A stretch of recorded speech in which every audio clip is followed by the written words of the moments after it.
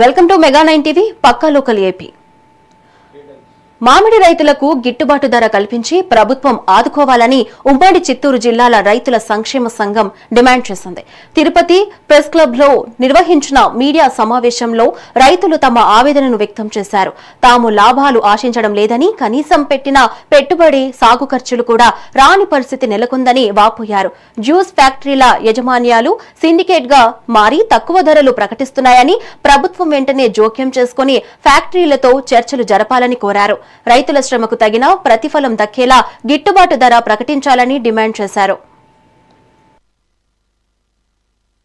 మామిడికాయల season ప్రారంభమైంది. అన్ని పేపర్లు, అన్ని మీ ప్రింట్ మీడియా కానీ ₹2, ₹3, ₹5 ఈ సంవత్సరం కూడా అదే నడుస్తోంది. ఏంది రైతుల పరిస్థితి? ఎవరు దీనికి కారకులు? మేము ₹2 ఇస్తున్నా, మీరు పండిస్తున్నారు అని రైతులు తప్ప, మేము పండించినా, కష్టపడి పండించినా కనీసం మాకు ₹10 ఇవ్వలేరా అని రైతులు అడుక్కుంటున్నా వాళ్ళు ఇవ్వలేమో అంటున్నారు. మరి ఏమవుతున్నది ఈ పరిస్థితి? ఎందుకని జరుగుతోంది? ఇక్కడ అవతలేమో అదే మాజా తయారు చేసేవాళ్ళు ఒక లీటర్కి ₹70-80 ఒక లీటర్కి మాజా. మామూలుగా మేము చెప్పాలని అంటే ఒక లీటర్ పల్పు మార్కెట్లో ₹350 పోతుంది. రీటైల్ రేట్లో ఒక లీటర్ పల్పు ₹350. ఆ ధరతో కనుక లెక్కేస్తే రైతుకి ₹30 రావాలి. మామిడి కాయకు ₹30 రావాలి. కానీ ఇస్తున్నదంతా ఈరోజు ₹5, ₹6. ర్యాంపుల్లో ₹4, ₹3. ఏంటి, ఏం జరుగుతోంది ఇక్కడ? మిగిలిన డబ్బు ఏమైపోతుంది? ₹5 నుంచి ₹5 యావరేజ్ చేసుకుంటే ₹5కు ₹30కు ఎంత తేడా ఉంది? ₹25 ఎక్కడ పోతుంది? ఇది క్వశ్చన్, మేము అడుగుతున్నటువంటి క్వశ్చన్ ఇది. రైతుని ఇంత దగా చేస్తున్నటువంటి ఈ సందర్భంలో ప్రభుత్వం నిమ్మకు నీరెత్తినట్టే ఉన్నది తప్ప, మేం చేస్తున్నాం, మేము రైతుకి న్యాయమైన ధర ఇస్తున్నామని మాత్రమే గవర్నమెంట్ చెబుతున్నది. కానీ ఎక్కడ కానీ న్యాయమైన ధర రావడం లేదు. మామిడికాయల సీజన్ అక్కడ మనకు పల్పు పెట్టుకునేదని నోటిఫై అంటారు దాన్ని. ఇది నోటిఫై అంటే ఇంతకుముందు పల్పు అంటే పెరిషబుల్ గూడ్ కదా మామిడి పండు అనేది, దీనికి అక్కడ లేదు. మనం దీన్ని పెట్టేదానికి 3 సంవత్సరాలు స్టాక్ ఉంటుంది. ఇప్పుడు దీన్ని అక్కడ కావాలని లెటర్ పెట్టి 3-4 సంవత్సరాలుగా మనకు ఎన్ఆర్ఐ అని ఒక ఆయన వచ్చి మనతో కలిశాడు, వెంకటేష్ బాబు అని, డిఫామ్ అని. మనం అన్ని చేస్తున్నాం పక్కా దీంట్లో. దానికి ఇంతవరకు అనుమతి ఇవ్వలేదు సెంట్రల్ గవర్నమెంట్. స్టేట్ గవర్నమెంట్ కానీ సెంట్రల్ గవర్నమెంట్ కానీ రైతులకు రావాల్సిన పథకాల మీద శ్రద్ధ చూపించడం లేదు, చేయటం లేదు. సో మేము చిత్తూరు ఎంపీ తరఫున మొన్న ఇచ్చాం లెటరు, సీఎం గారికి చేరింది. సో ఇంతవరకు కూడా కాలేదు. మేము అడిగేది ఏంటంటే అక్కడ వేర్ హౌసింగ్ నోటిఫై అవ్వాలి, అదేవిధంగా ఇక్కడ ధర ప్రకటించాలి. ఇప్పుడు ₹6 అంటే ₹6కే కొనాల్సి వస్తుంది. ఎవరైనా మేమైనా కూడా అదే రేటు కొనాల్సి వస్తుంది. మేము మళ్ళీ వీళ్ళతో పోటీ పడి అమ్మని కాదు కదా. సో అప్పుడు ఎవరు నష్టపోతారు? రైతు నష్టపోతారు. కానీ మన సిస్టంలో ఏమంటే రైతుకు రేపు కొంచెం బోనస్ వస్తుంది. ఇప్పుడు రైతు మేము మా దగ్గర మన కంపెనీలో ఆడుకున్నాం, రైతులతో సిండికేట్ మనం రైతు కార్పొరేట్, ఫార్మర్స్ కార్పొరేట్లో దీన్ని ఈ మెథడ్లో ఆడుకుంటే రేపు రైతుకు బోనస్గా ₹1, ₹2 వచ్చే అవకాశం మన దగ్గర ఉంది. ఎందుకంటే మనం అమ్మిన రేట్లో మళ్ళీ రైతుకు బోనస్ ఇస్తాం. ఇది మన సిస్టమ్. ఇది కూడా చెప్పాం మనం. ఇంకో విషయంగా చెప్పాం మనం గవర్నమెంట్కి, మీరు ఏది ఎంవిపి పెడితే మ్యాక్సిమం వైబుల్ ప్రైస్ అని ఉంది, మినిమం వైజబుల్ ప్రైస్ పెట్టేస్తే ₹10 మీరు ఆడాలంటే ఫ్యాక్టరీ వాళ్ళు కాదంటున్నారు కదా, మేము ఆడతాం. మేము రైతు యూనిట్ ఏం చేస్తామంటే మీరు ₹10 ఫిక్స్ చేసి కలెక్టర్ని చెప్పమనండి, మేము ఆ ₹10 మేము ఆడతాం. అక్కడ మనకు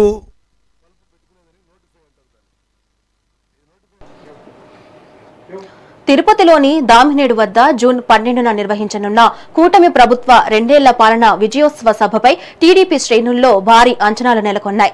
ఈ సభ రాష్ట్ర అభివృద్ధిలో కొత్త అధ్యాయానికి నాంది పలుకుతుందని టీడీపీ నేతలు ఆశాభావం వ్యక్తం చేశారు. గత 2 ఏళ్లలో కూటమి ప్రభుత్వం ప్రజా సంక్షేమం, ప్రగతికి పెద్దపీట వేసిందని, ఈ సభ ద్వారా భవిష్యత్ కార్యాచరణను ప్రజలకు వివరించనున్నట్లు తెలిపారు. రాష్ట్ర నలుమూలల నుంచి భారీగా తరలివచ్చే ప్రజలు, పార్టీ కార్యకర్తలతో ఈ కార్యక్రమం చారిత్రాత్మక విజయం సాధిస్తుందని అన్నారు.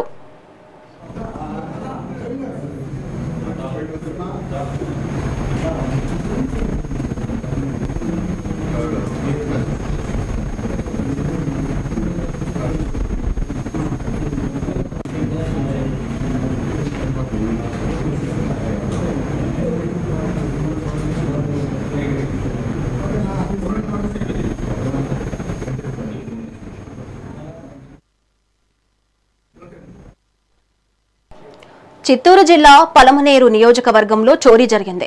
గంటావూరులో తాళం వేసి ఉన్న ఓ రిటైర్డ్ టీచర్ ఇంట్లో దొంగలు చోరీకి పాల్పడ్డారు. బీరువాలోని వస్తువులను చిందరవందరగా వేసి సుమారు 1.5 కిలోల వెండి వస్తువులు, నగదును అపహరించారు. బాధితుల ఫిర్యాదు మేరకు పలమనేరు పోలీసులు కేసు నమోదు చేసి దర్యాప్తు చేపట్టారు.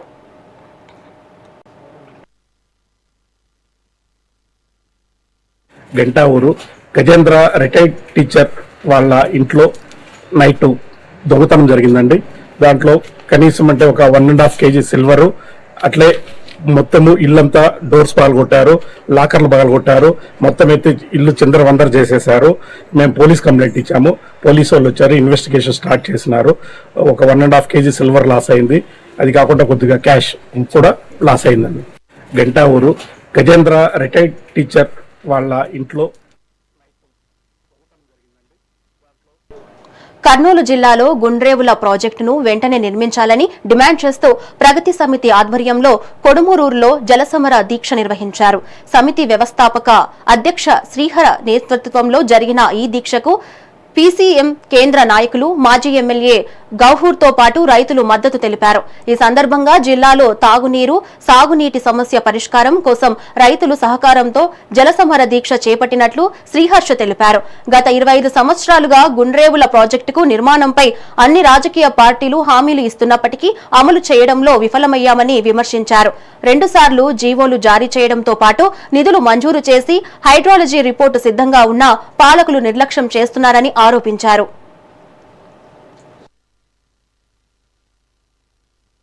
ఈ యొక్క దీక్ష గుండ్రేవుల ప్రాజెక్టు సాధించాలనే ఉద్దేశంతో చేస్తున్నారు. గుండ్రేవుల ప్రాజెక్టు గురించి చెప్పాలనుకుంటే మరి కేసీ కెనాలకు allocated and assured water 31.9 TMC ఉన్నప్పటికీ గత 25 ఏళ్ల నుంచి అది చర్చల రూపంలోనో లేకపోతే ఎన్నికల ప్రచారానికి వాడుకునే ఒక చిన్న మెటీరియల్ గానో, దాని తర్వాత మరి స్లోగా ప్రజల ఒత్తిడి కావచ్చు, లేకపోతే ఇంజనీర్లు ఇచ్చిన డిపిఆర్ పరంగా మరి 2013లో జీవో నెంబర్ 100, తర్వాత వచ్చేసి 2014లో సీఎం గారు కర్నూలుకు వచ్చి మాట ఇవ్వడం, దాని తర్వాత మరి 16లో సర్వే చేయడం, 17-18లో మరి కమ్యూనిస్టు పార్టీలు, ప్రజా సంఘాలు అందరూ పాదయాత్రలు, జీప్ యాత్రలు చేసిన తర్వాత 2019లో ఈ ప్రాంతానికి పెద్ద నాయకుడు సూర్యప్రకాష్ రెడ్డి గారు మరి గుండ్రేవుల ప్రాజెక్టు, వీరావతి ప్రాజెక్టు కడితేనే నేను టీడీపీలో చేస్తాను ఉద్దేశంతో వాళ్ళు ఇచ్చిన కండిషన్ బేస్ మీద అప్పుడున్న ముఖ్యమంత్రి చంద్రబాబు నాయుడు గారు ఇదే కొడుమూరుకు వచ్చి మరి 2019లో జీవో నెంబర్ 158 ఇచ్చి 4,500 కోట్ల రూపాయలు మరి మంజూరు చేసి అదేవిధంగా శంకుస్థాపన కూడా చేసినారు. ఈ రోజు ఆ శానిటీని దాన్ని గుర్తు చేయాలనే ప్రయత్నంలో భాగంగానే కొడుమూరులో మేము ఈ దీక్ష పెట్టడానికి కారణం. వాస్తవం ఇంకో పాయింట్, మాకు అన్ని పార్టీలు కూడా అనుకూలం. వైసీపీ వాళ్ళు ఎలక్షన్ లో చెప్పిన వాళ్ళే, వాళ్ళ ప్రభుత్వంలో కూడా జీవో గురించి మాట్లాడిన వాళ్ళే, 20 TMC నుంచి 40 TMC చేస్తే మీరు ఎటువంటి ఎట్లా అనేసి లెటర్ రాసిన వాళ్ళే. తర్వాత బీజేపీ రాయలసీమ డిక్లరేషన్ లో చెప్పింది. ఇట్లాంటివి అన్ని పార్టీలు కమ్యూనిస్ట్ వాళ్ళు పోరాడినారు. అన్ని తెలుగుదేశం అయితే ఒకసారి జీవో మరి ఎస్ఎఫ్బి క్యాంపుకి వచ్చి ఆ రోజు మాట ఇవ్వడం, సర్వే చేపడం, ఇన్ని ప్రతి ప్రభుత్వం కావచ్చు, ప్రతి పార్టీ కావచ్చు ఏదో విధంగా మాట ఇవ్వడం. ఎస్పీ బాలసుబ్రహ్మణ్యం జయంతిని పురస్కరించుకుని తిరుపతిలో ఘనంగా సంగీత విభావరి నిర్వహించనున్నారు. తిరుపతి ఫిలిం సొసైటీ, టీటీడీ సంయుక్త ఆధ్వర్యంలో జూన్ 13, 14 తేదీల్లో మహతి ఆడిటోరియంలో రా దిగిరా, దివి నుండి భువికి దిగిరా అనే ప్రత్యేక కార్యక్రమం జరగనుంది. యువ ప్రతిభను ప్రోత్సహించే లక్ష్యంతో నిర్వహిస్తున్న ఈ కార్యక్రమంలో పాడుతా తీయగా, ఇండియన్ ఐడల్ విజేతలు తదుపరులు పాల్గొని అలరించనున్నారు. ఈ సంగీత వేడుకకు తిరుపతిలోని సంగీత అభిమానులు పెద్ద సంఖ్యలో హాజరు కావాలని నిర్వాహకులు కోరారు. గొప్ప వ్యక్తి కార్యక్రమాన్ని తిరుపతి ఫిలిం సొసైటీ నిర్వహిస్తుంది. ఈ కార్యక్రమంలో కూడా పాడుతా తీయగా పిల్లలు, ఇండియన్ ఐడల్ దాంట్లో కూడా పాడిన వాళ్ళు కూడా ఇచ్చేస్తున్నారు. వాళ్ళందరూ కూడా విఖ్యాతి సాయి బుర్రా, హర్షవర్ధను, ఉదయ్ భాస్కర్, అదేవిధంగా పార్వతి, కీర్తన, వీళ్ళందరూ కూడా అవార్డులు వచ్చిన వాళ్ళందరూ వస్తున్నారు. కాబట్టి ఈ కార్యక్రమానికి మీరందరూ కూడా విచ్చేసి జయప్రదం చేయాల్సిన కోరుకుంటూ, ఈ కార్యక్రమాలు టీవీలో చాలా మంది చూస్తున్నారండి, కానీ లైవ్ లో చూడడానికి కొంతమందికి ఇంట్రెస్ట్ ఉంటుంది, కొంతమంది ఉండకపోవచ్చు. కానీ ఏంటంటే ఈ కార్యక్రమానికి వచ్చి లైవ్ లో చూస్తే సింగర్స్ ఎలా పాడుతున్నారని తెలుస్తుందండి. అక్కడంటే వాళ్ళు ప్రాక్టీస్ చేసి పాడతారు. ఇక్కడ అలా కాదు, డైరెక్ట్ లైవ్ లో తీసుకొచ్చి మనం పాడించినప్పుడు వాళ్ళ ఎంతవరకు ఉందనేది గొప్పతనం తెలుస్తుంది మనకి. సో ప్రతి వాళ్ళు ఈ కార్యక్రమానికి రావాల్సిందిగా తిరుపతి పుర ప్రజలందరికీ కూడా విజ్ఞప్తి చేస్తున్నాను. ఈ కార్యక్రమం జయప్రదం చేయాల్సిందిగా మీ అందరి సహాయ సహకారాలు మాకు కావాలని కోరుకుంటున్నాను. మరి తిరుపతి ఫిల్మ్ సొసైటీ 359వ కార్యక్రమం మరి సంగీత ప్రియుల యొక్క సహకారంతోనూ వారి యొక్క ప్రోత్సాహంతోనూ తిరుపతి ఫిల్మ్ సొసైటీ మహతి ఆడిటోరియంలో శనివారం ఆదివారం అంటే 13, 14వ తారీఖు సాయంత్రం 5 గంటల కాడి నుంచి 2000 ప్రోగ్రాంలు ఇచ్చిన ఈటీవీ, మీటీవీ, మా టీవీతో పాటు అనేక దేశాల్లో కూడా ఆడిన పిల్లల చేత హర్షవర్ధను, అలాగే మరి బొర్ర సాయిరాము, ఉదయ భాస్కర్, అలాగే పార్వతి, కీర్తన, అనేక మంది గాయకులు ఉండండి. వీరందరూ కూడా తిరుపతి ఒక విశిష్టత ఉందండి. మహతీరు ఆడిటోరియంలో పాడిన వారందరూ కూడా ఈ రోజు అత్యున్నతమైన స్థాయికి ఆ దేవదేవుని యొక్క ఆశీస్సులతో వెళ్ళారు. యోగాంధ్ర కార్యక్రమంలో భాగంగా శ్రీశైలం దేవస్థానం నిర్వహిస్తున్న యోగా శిక్షణ కార్యక్రమాలు కొనసాగుతున్నాయని కార్యనిర్వహణ అధికారి శ్రీనివాసరావు తెలియజేశారు. భక్తుల సౌకర్యార్థం ఈ శిక్షణ కార్యక్రమాన్ని ఈ నెల 20 వరకు నిర్వహించడం జరుగుతుందన్నారు. గణేష్ ఫుడ్ కోర్టులో ఈ శిక్షణను ఏర్పాటు చేశామన్నారు. గణేష్ ఫుడ్ కోర్టులో జరిగిన శిక్షణ కార్యక్రమంలో 160 మంది యోగ సాధకులు పాల్గొని యోగ శిక్షణను పొందడం జరిగిందన్నారు. దేవస్థానం సిబ్బంది, స్థానికులు, శివసేవకులు కూడా ఈ యోగా శిక్షణకు హాజరయ్యారన్నారు.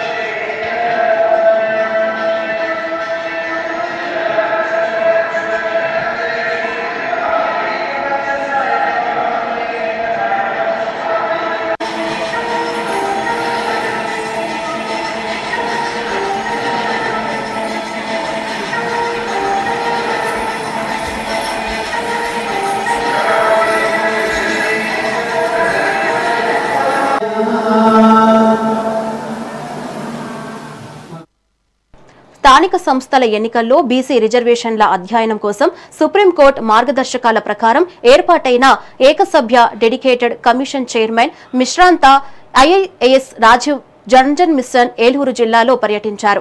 కలెక్టర్ వెస్టి సెల్వన్తో కలిపి ఉమ్మడి పశ్చిమ గోదావరి జిల్లా అధికారులతో ఆయన సమీక్ష నిర్వహించారు. వెనుకబడిన వర్గాల రిజర్వేషన్ల అమలుకు యూనిఫైడ్ ఫ్యామిలీ సర్వే డేటా ఎంతో కీలకమని, ఎలాంటి పొరపాట్లు లేకుండా పారదర్శకంగా డేటా మ్యాపింగ్ చేయాలని ఆదేశించారు. అంతకుముందు ప్రజా ప్రతినిధులు, బీసీ సంఘాల నేతల నుంచి ఆయన అర్జీలు స్వీకరించారు. వారి సంచలనాలను నమోదు చేసుకున్నారు.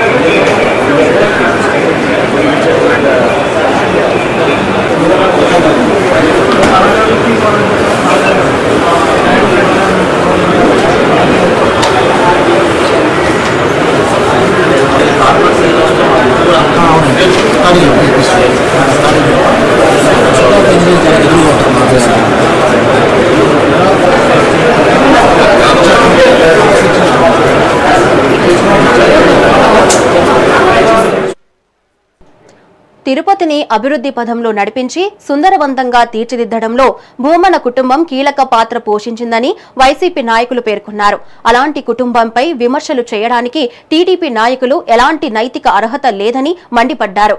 తిరుపతి ప్రెస్ క్లబ్ లో నిర్వహించిన మీడియా సమావేశంలో వైసీపీ నాయకులు పాల్గొన్నారు. ఈ సందర్భంగా రాజకీయ లబ్ధి కోసం భూమన కుటుంబంపై నిరాధార ఆరోపణలు చేయడం సరికాదన్నారు.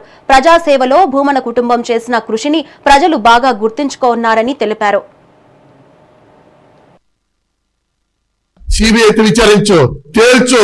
2 ఏళ్లు ఎలక్షన్ ముందుగా అనంత వెంకటరామరెడ్డి నెల్లూరు ఆయన చాలా పలుకులు మీరు సక్సెస్ అయ్యొచ్చు. ఇంకా DDR అంటే గుడ్డు గుర్రానికి పూలు తాగుతున్నారా మీ నాయకుడు కదా? అదేమో మా నాయకుడు జగన్మోహన్ గురించి మాట్లాడతారు. చెల్లికి తల్లికి మోసం చేయడు. సిగ్గులా నాయనా రవినాయుడు, సాక్షాత్తు కుప్పంలో పోతాంటి గుండుపోటుతో తారకరత్న చనిపోతే వాళ్ళ భార్య అలక్యారెడ్డి ఏడస్తాను మొన్న కూడా ముగ్గురు బిడ్డ తల్లి. మీరేమన్నా చూస్తున్నారా? సాక్షాత్తు నీకు బావ, నీకు చిన్న వరుసే కదా. ఆ రోజు సాగు రోజు ముట్టుకున్నావే, ఏమాత్రం సిగ్గుసే ఉంటే మీ నాయకుడు లోకేష్ బాబుకి చంద్రబాబు నాయుడికి చెప్పు. మన కొంపలో కూడా చాలా ఉన్నాయి శవరాజకీయాలు. రామారావు కాడి నుంచే మా నాయకుడు చంద్రబాబు నాయుడు పెట్టాడు, హరికృష్ణ నుంచే పెట్టాడు. దగ్గుబాటి వెంకటేశ్వరరావు ఎలా ఎన్నిపోటు పడవాలో తెలుసు. 2009 జూనియర్ ఎన్టీఆర్ని ఎలా తిప్పించుకొని చిన్నపిల్లలైనా ఎలా ఎన్నిపోటు పొడిచాడు. యాక్సిడెంట్ అయిపోతే మంచం మీద పడుకున్నట్టు తెలుసుకోరు నాయుడు. పోలీస్ విధులు వాళ్ళ డ్యూటీ వాళ్ళు చేస్తూ ఉంటే మీ రౌడీయిజం ఏ స్థాయికి చేరిందంటే పోలీసుల ముందు కూడా తిరగబడి అక్కడ నుంచి నువ్వు ఎస్కేప్ అయినావు. నీ ముందు గౌరవ న్యాయస్థానంలో ఆల్రెడీ కేసు కూడా రన్ అవుతా ఉంది. ఇది ఒక మచ్చు తునక నీ రౌడీయిజం ఆగడానికి. ఇప్పుడు కన్నా నీ పద్ధతి మార్చుకోను, ప్రజలకు సేవ చేయి. ప్రజలకు సేవ చేసి మంచి పేరు తెచ్చుకొని నువ్వేమైనా అవు, మాకేమయ్యా నువ్వేమైతే మాకు వచ్చేది ఏముంది? ఇక్కడికి వచ్చి కూర్చుంటారు, ఏదంటే అది. వాళ్ళకి సరైన డాక్యుమెంటేషన్ ఉండదు, సరైన ఆధారాలు ఉండదు.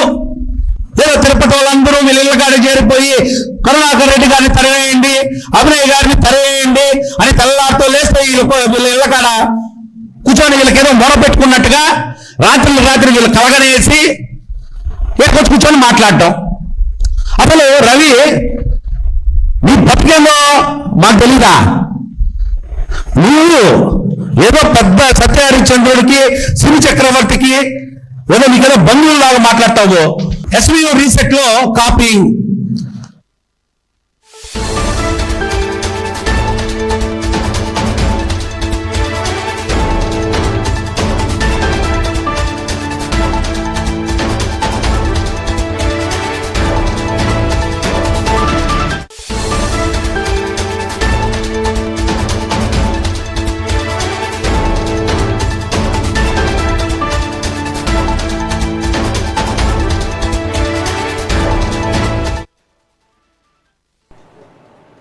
ఏలూరు జిల్లా పోలవరం నియోజకవర్గంలో తీవ్ర ఉద్రిక్తత చోటు చేసుకుంది.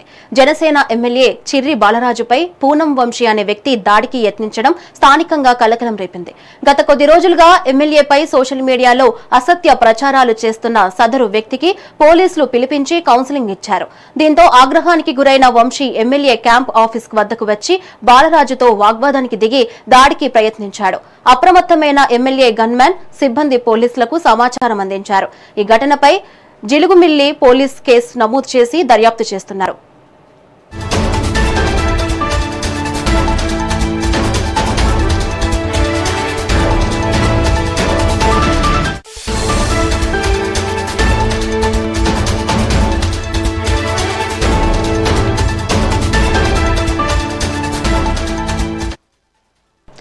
దీనిపై మరింత సమాచారం మా ప్రతినిధి చైతన్య అందిస్తారు. చైతన్య, చెప్పండి.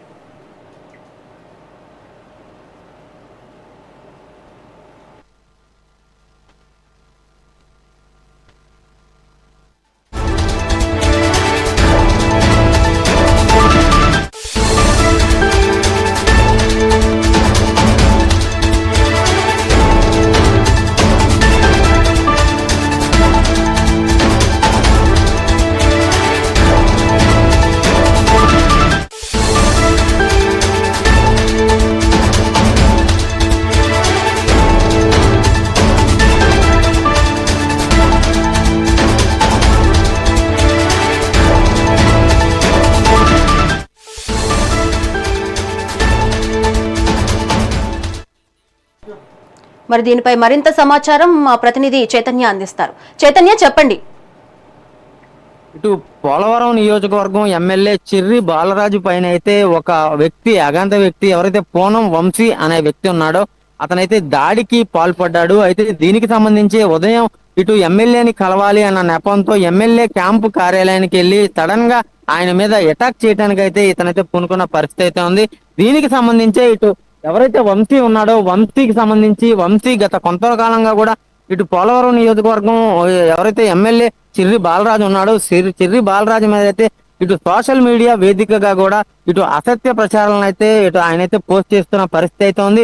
దీనికి సంబంధించి ఇటు అసత్య ప్రచారాలను పోస్ట్ చేయడమే కాకుండా తను ఈ ఎమ్మెల్యే చిర్రి బాలరాజు మీద అయితే ఇలా జరుగుతుందని కూడా చాలా మంది దగ్గర అయితే వాపోతున్నట్టు తెలిసింది. దీనికి సంబంధించి ఎమ్మెల్యే చిర్రి బాలరాజు అయితే ఇటు జీలుగుమిల్లి పోలీస్ స్టేషన్ లో కంప్లైంట్ ఇవ్వగా దీన్ని కంప్లైంట్ తీసుకొని అతన్ని తీసుకెళ్లి కౌన్సిలింగ్ ఇచ్చిన పరిస్థితి కూడా ఉంది.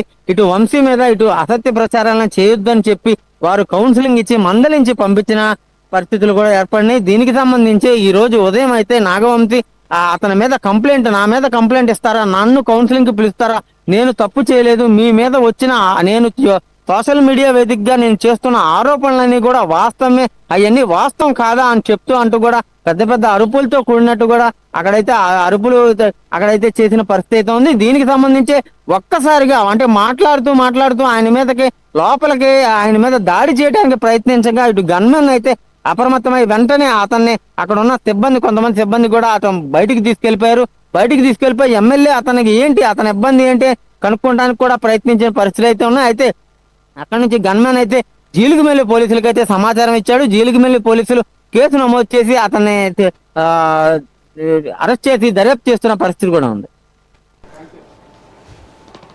Thank you Chaitanya.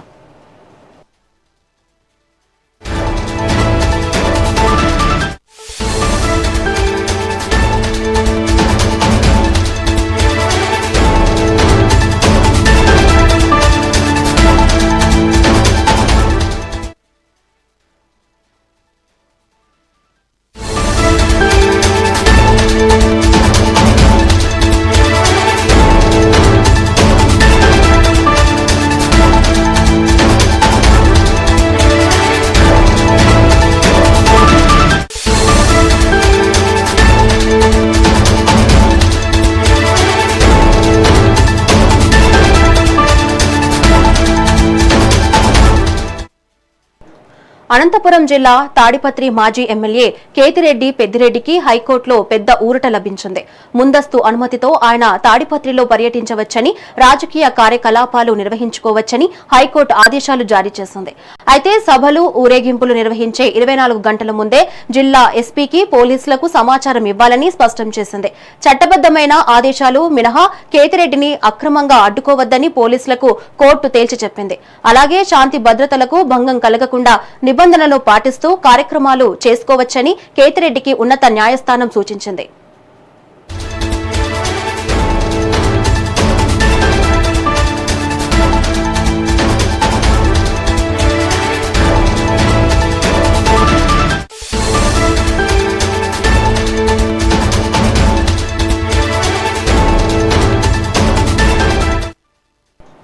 మరి దీనిపై మరింత సమాచారం మా ప్రతినిధి రవితేజ అందిస్తారు.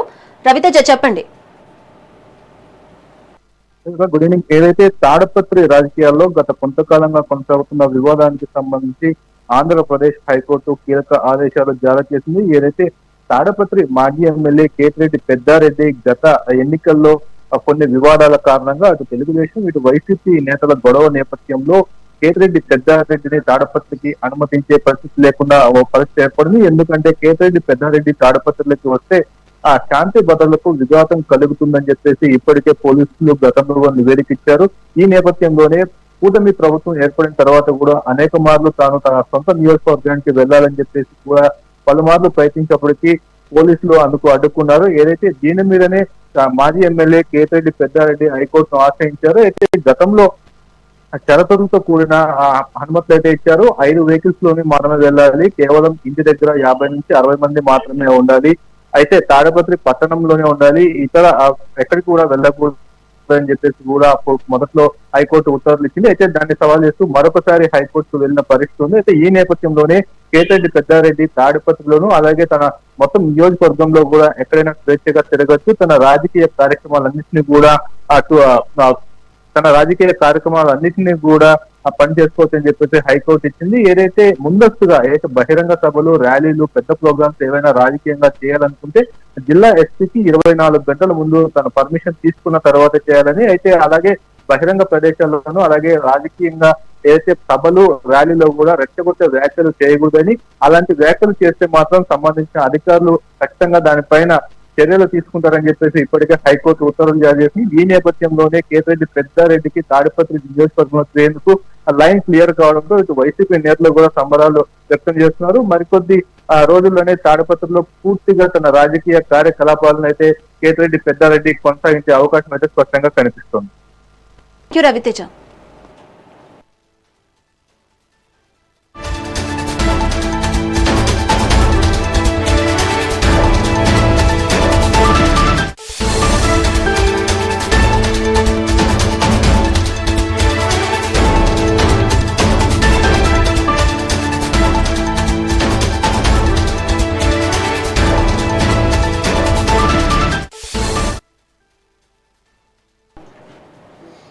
ఇవి ఇప్పటివరకున్న పక్కా లోకల్ ఏపీ న్యూస్. నమస్తే.